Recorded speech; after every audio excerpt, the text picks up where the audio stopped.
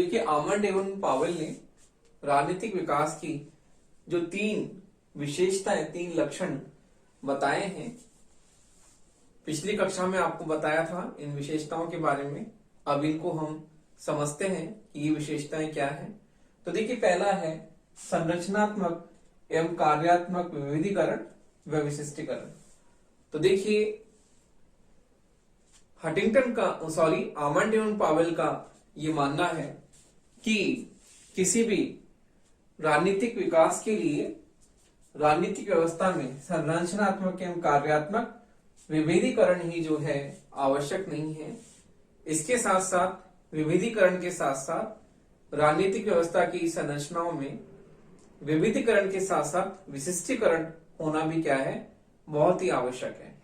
तो इसलिए आमंड एवं पावेल ने पहला लक्षण बताया है कि संरचनात्मक एवं कार्यात्मक विभेदीकरण में विशिष्टीकरण की राजनीतिक विकास की राजनीतिक व्यवस्था में जो संरचनाएं हैं उन संरचनाओं में केवल कार्यात्मक विभेदीकरण ही जो है आवश्यक नहीं है, उसके साथ साथ ही विशिष्टीकरण अर्थात विशेषीकरण होना भी बहुत ही आवश्यक है। अगला है कि उपव्यवस्था की स्वायत्तता। तो देखिए हम देखते हैं कि राजनीतिक संरचना की भूमिका में विशिष्टीकरण जब उत्पन्न होता है जब राजनीतिक सत्ता में विवेकपूर्ण जो है सत्ता का विकेंद्रीकरण होना है। तो आमंड एवं पावेल का मानना है कि संरचनाओं में विशिष्टीकरण के साथ साथ विकेंद्रीकरण भी होना बहुत जरूरी है। और इस प्रकार उन्होंने ये बताया है कि इस स्थिति में प्रत्येक प्रमुख संरचना एक ऐसी उपव्यवस्था का रूप ग्रहण करती है जिससे अपने क्षेत्र में स्वायत्तता प्राप्त होती है। तो देखिए उपव्यवस्था की स्वायत्तता जो है राजनीतिक विकास का एक प्रमुख लक्षण है और इसमें जो है किस प्रकार मांग और पूर्ति की हम बात करते हैं सरकार के पास में होती है, तो उनमें हम स्वायत्तता की बात देखते हैं। तो आमंड एवं पावेल ने दूसरा जो सिद्धांत बताया है विशेषता का उपव्यवस्था स्वायत्तता। अगला है राजनीतिक संस्कृति का लौकिकरण। तो देखिए आमंड एवं पावेल ने संरचनात्मक एवं कार्यात्मक विभेदीकरण के साथ उपव्यवस्था की स्वायत्तता को माना है, उसके साथ साथ ही राजनीतिक संस्कृति के लौकिकरण को भी उन्होंने महत्वपूर्ण लक्षण जो है राजनीतिक विकास का माना है।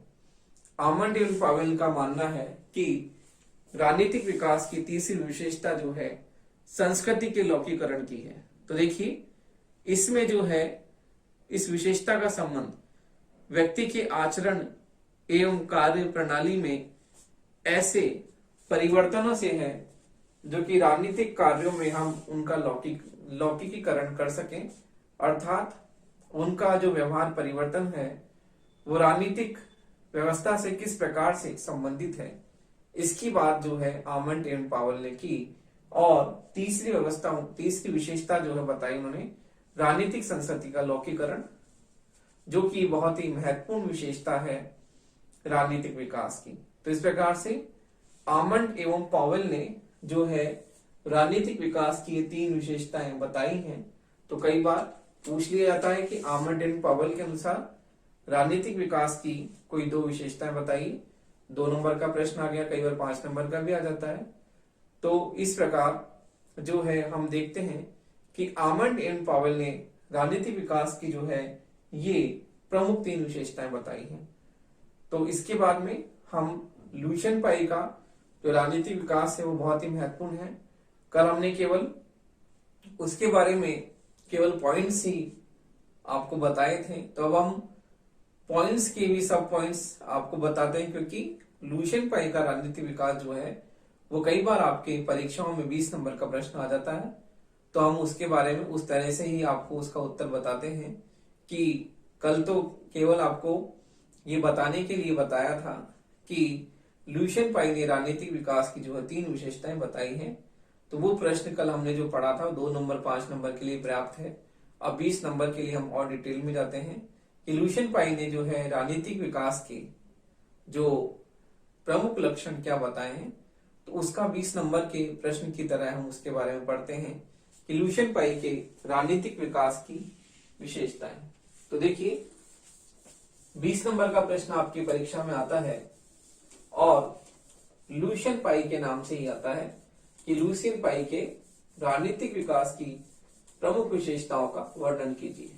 तो अब हम लुशियन पाई का जो कल हमने पढ़ा था उसे अब हम 20 नंबर के प्रश्न के उत्तर की तरह उसे पढ़ते हैं कि इसमें क्या क्या सब पॉइंट्स हैं।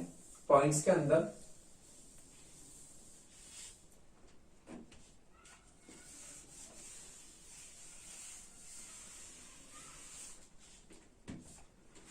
तो देखिए लुशियन पाई का राजनीतिक विकास, लुशियन पाई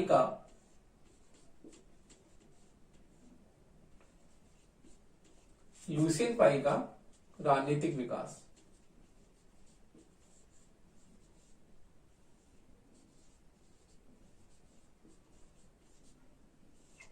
आपके प्रश्न इस तरह से आता है कि लुशियन पाई ने राजनीतिक विकास के जो प्रमुख लक्षण बताए हैं उनका आप विश्लेषण कीजिए, या लुशियन पाई के राजनीतिक विकास की विशेषताओं का आप जो है इसकी व्याख्या कीजिए। तो देखिए लुशियन पाई ने राजनीतिक विकास की निम्नलिखित 3 विशेषताएं बताई हैं। तो सबसे पहले का हमने पढ़ी थी समता समानता। तो देखिए लुशियन पाई ने राजनीतिक विकास का जो अपना मॉडल उन्होंने बताया कल अपनी किताब एस्पेक्ट्स ऑफ पॉलिटिकल डेवलपमेंट में उन्होंने अपने सिद्धांत का प्रतिपादन किया। और लुशियन पाई ने अपनी उस पुस्तक में राजनीतिक विकास के प्रमुख लक्षणों का वर्णन किया है। तो देखिए लुशियन पाई के अनुसार, तो देखिए लुशियन पाई ने लुशियन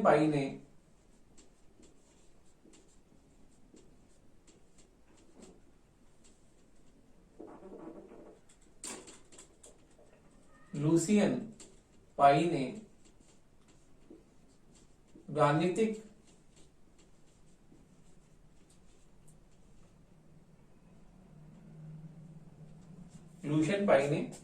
राजनीतिक विकास की निम्न 3 विशेषताएं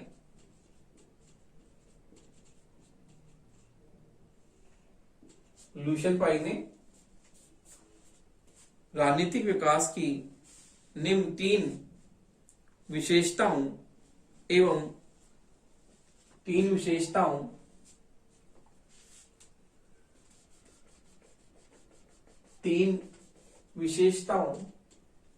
एवं लक्षणों पर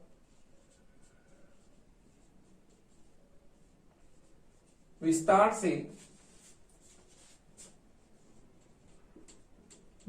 से विचार किया है।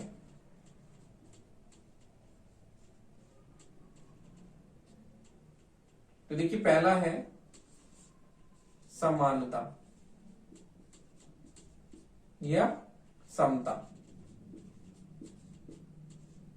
तो देखिए लुशियन पाई ने पहली विशेषता समानता और समता को बताया है। तो लुशियन पाई के अनुसार समानता का जो है निम्नलिखित अर्थ है। तो देखिए लुशियन पाई के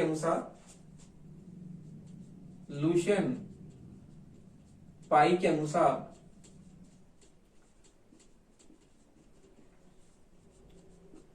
समानता का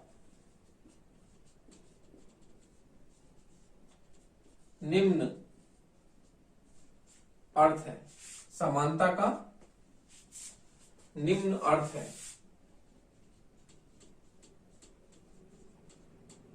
निम्न अर्थ है। पहला है कि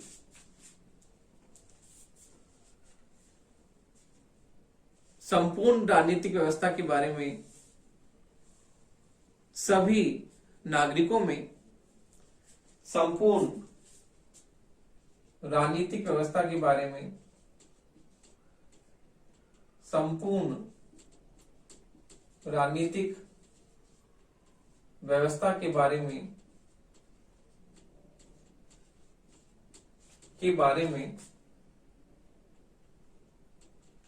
व्यवस्था के बारे में सभी नागरिकों में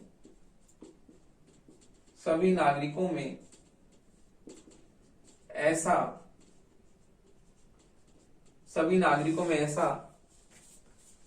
सामान्य दृष्टिकोण का विकास हो कि वे सामूहिक रूप से नागरिकों में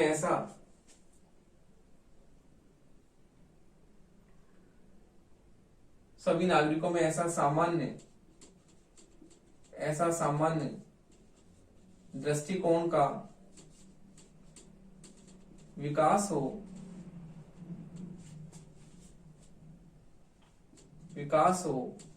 कि वे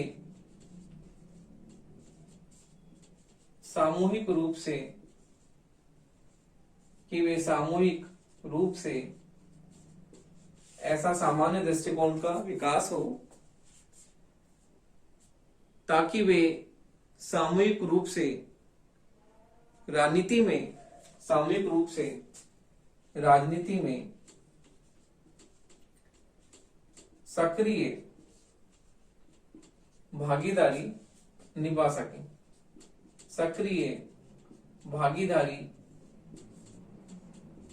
निभा सकें। राजनीति में सक्रिय भागीदारी निभा सकें। अगला है राज्य द्वारा निर्मित सभी कानून राज्य द्वारा निर्मित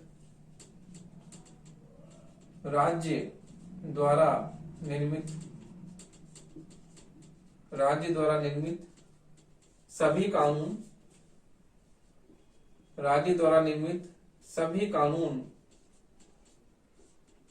सभी नागरिकों पर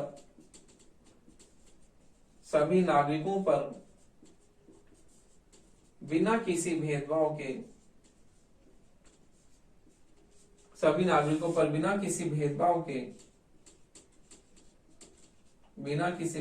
के समान रूप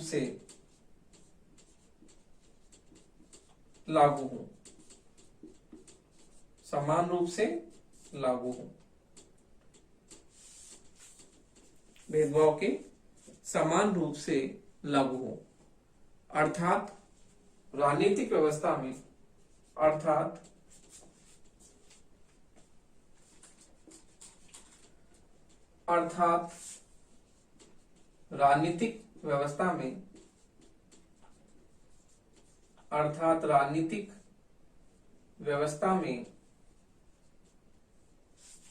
राजनीतिक व्यवस्था में कानून की समानता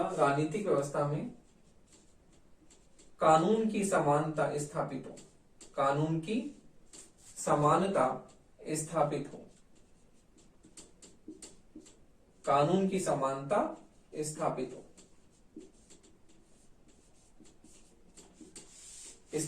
हो। अगला है सभी राजनीतिक या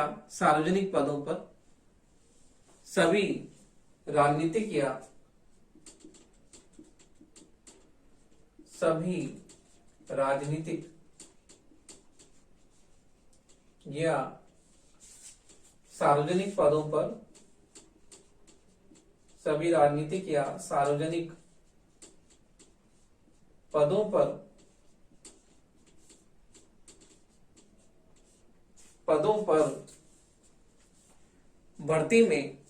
पदों पर भर्ती में समानता का सिद्धांत समानता का सिद्धांत लागू हो। समानता का सिद्धांत लागू हो। समानता का सिद्धांत लागू हो अर्थात इन पदों पर भर्ती अर्थात इन पदों पर अर्थात इन पदों पर भर्ती अर्थात इन पदों पर भर्ती इन पदों पर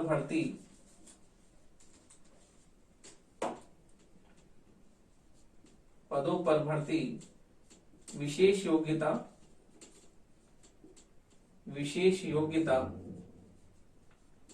इन पदों पर भर्ती विशेष योग्यता एवं कार्य कुशलता के आधार पर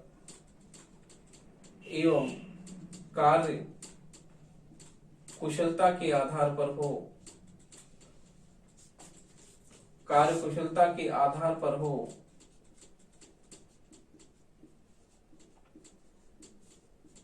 किन्हीं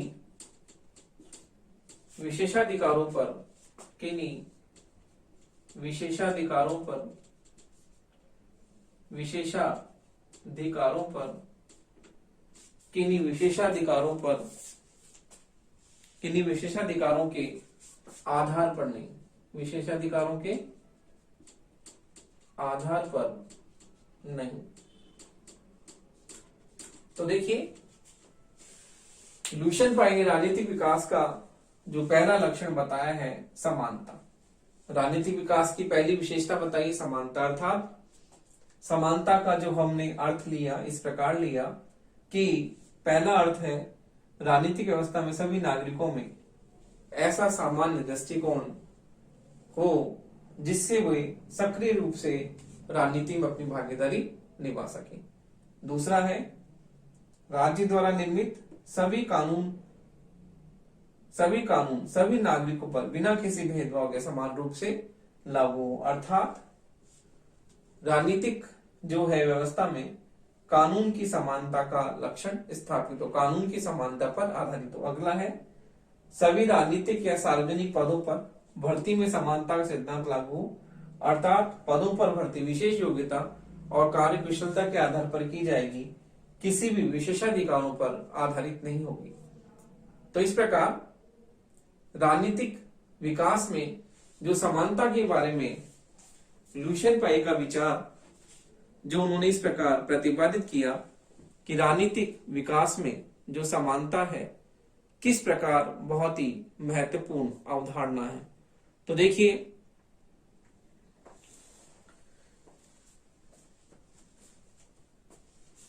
कार्य कुशलता के आधार पर हो किन्हीं विशेषाधिकारों के आधार पर नहीं। तो इस प्रकार लुशियन पाई के अनुसार समानता की बात हमने की। अब हम देखते हैं कि दूसरा लक्षण समता अर्थात कैपेसिटी।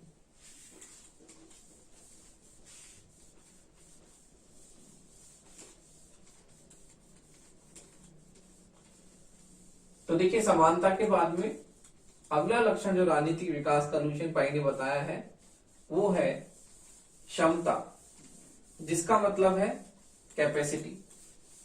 उसकी बात हम करते हैं कैपेसिटी के बारे में कि कैपेसिटी से लुशियन पाई का क्या तात्पर्य है, क्षमता से उनका क्या तात्पर्य है।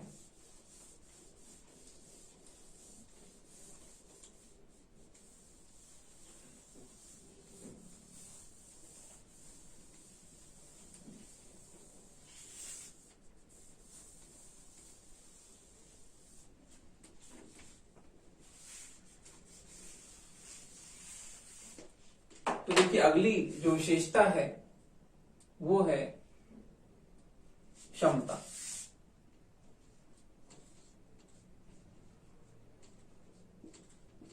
क्षमता का मतलब कैपेसिटी। तो देखिए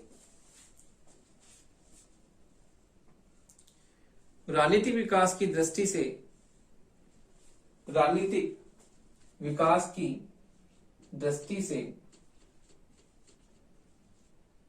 राजनीतिक विकास की दृष्टि से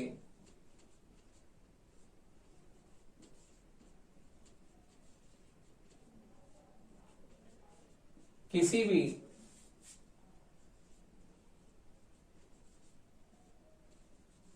भी राजनीतिक व्यवस्था में की दृष्टि से किसी भी राजनीतिक व्यवस्था की क्षमता का अर्थ है, व्यवस्था की क्षमता का अर्थ है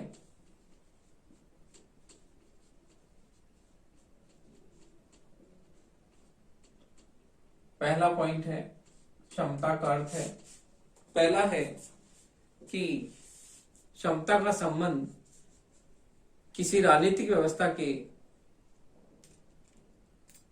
दो प्रकार के निर्गतों से है। तो देखिए क्षमता का संबंध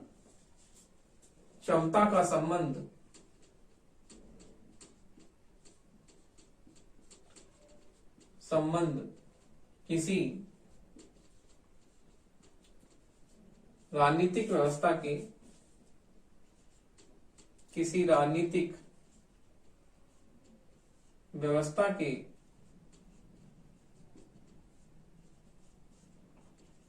दो प्रकार के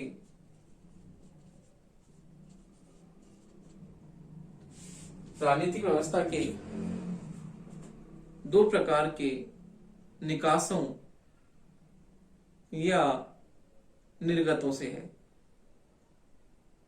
दो प्रकार के निकासों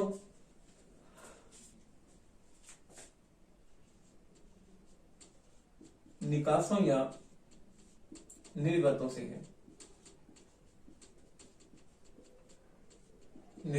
है। तो देखिए क्षमता का तात्पर्य किसी भी राजनीतिक व्यवस्था के दो प्रकार के निकासों या निर्गतों से माना है कि दो प्रकार के निकास या निर्गतों से इसका मतलब है। अगला है कि क्षमता का संबंध नीति निर्माण एवं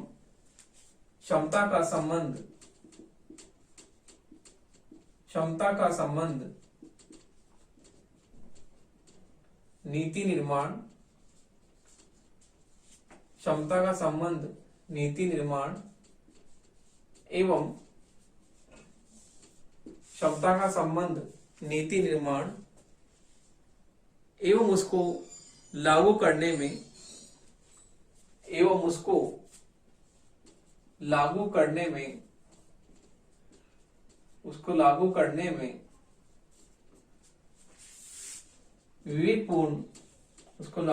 में विवेकपूर्ण दृष्टिकोण को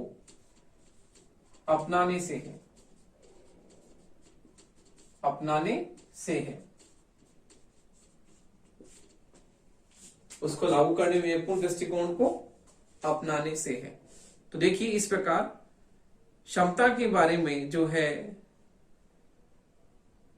लुशियन पाई का मतलब विकास के दो निर्गतों से है। तो किस प्रकार से इन्होंने मांग की पूर्ति के बारे में बताया और क्षमता का संबंध नीति निर्माण में उसको लागू करने से बताया। अगला है विभेदीकरण तथा विशिष्टीकरण। तो देखिए क्षमता के बाद में जो अगला उन्होंने विशेषता बताई है राजनीतिक विकास की, वो है विभेदीकरण और विशिष्टीकरण।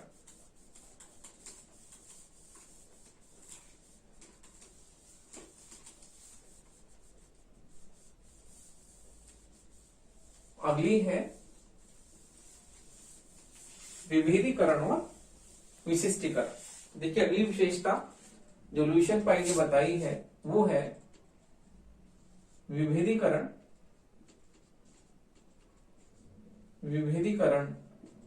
या विशिष्टीकरण।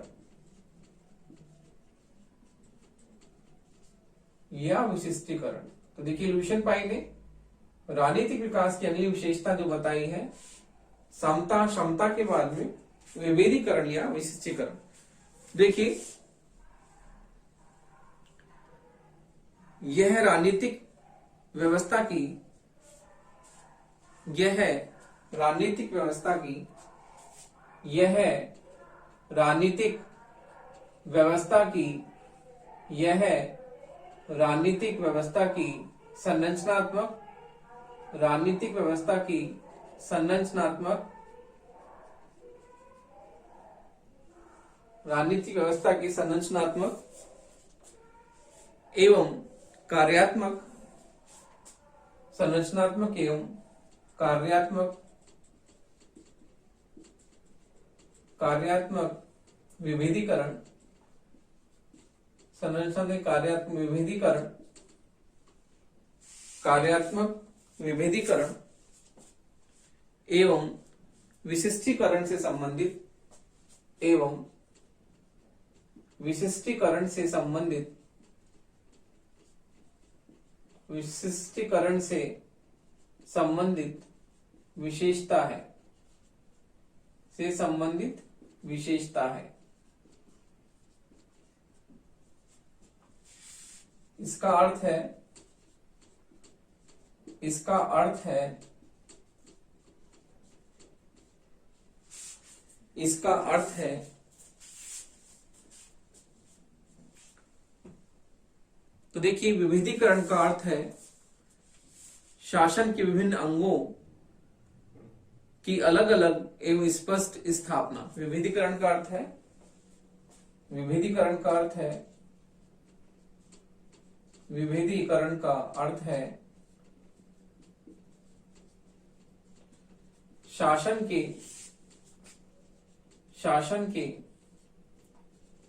विभिन्न अंगों की शासन के विभिन्न अंगों की अलग अलग एवं अंगों की अलग अलग एवं स्पष्ट स्थापना अलग अलग एवं स्पष्ट स्थापना अलग अलग एवं स्पष्ट स्थापना। अगला है विभेदीकरण की प्रक्रिया द्वारा शासन की विभेदीकरण की प्रक्रिया द्वारा विभेदीकरण की प्रक्रिया द्वारा विभेदीकरण की प्रक्रिया द्वारा शासन के विभिन्न अंगों को शासन के विभिन्न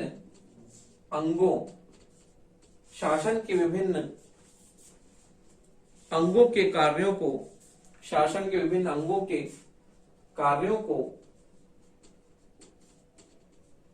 को एक दूसरे से अलग किया जाता है एक दूसरे से अलग किया जाता है एक दूसरे से अलग किया जाता है।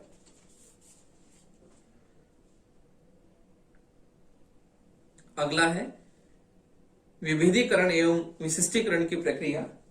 अगला है विभेदीकरण एवं विशिष्टीकरण विभेदीकरण एवं विशिष्टीकरण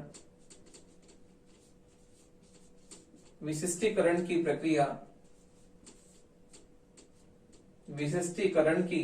प्रक्रिया वास्तव में विशिष्टीकरण की प्रक्रिया वास्तव में शासन के अंगों के बीच शासन के अंगों के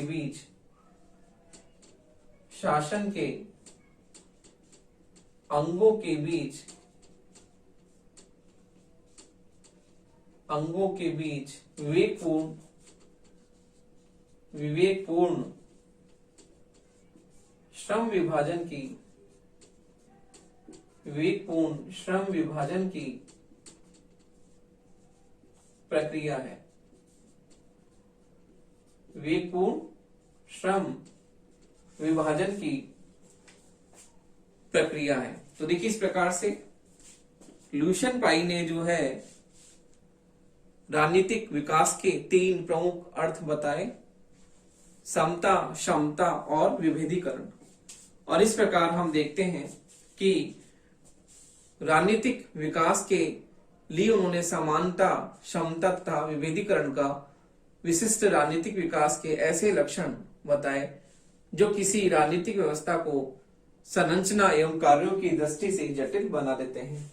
तो इस प्रकार लुशियन पाई का ये प्रतिमान जो उन्होंने राजनीतिक विकास के लिए उन्होंने तय किया कि किसी भी राजनीतिक व्यवस्था में यदि समानता, क्षमता और विभेदीकरण व विशिष्टीकरण है तो हम वहां पर राजनीतिक विकास की प्रक्रिया जो है सुनिश्चित तरीके से मान सकते हैं।